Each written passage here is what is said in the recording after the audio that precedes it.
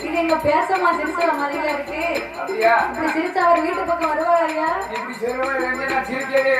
என்னமோ ஆச்சு. சிரிக்கவே வேண்டாம். சிரிச்சவங்க சீரியல்னா இப்படியா சிரிப்பாங்க?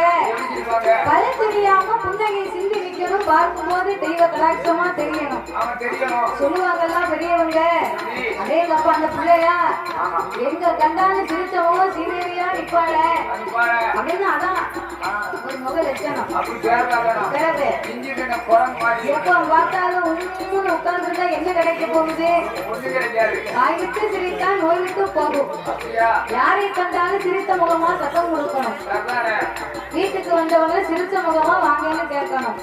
அதை விட்டுட்டு ஏண்டா வாராங்க எதுக்குடா இவங்களை பார்க்கணும் உண்மைன்னு இருக்க கூடாது. கணக்கு முடிக்க வர பாரு.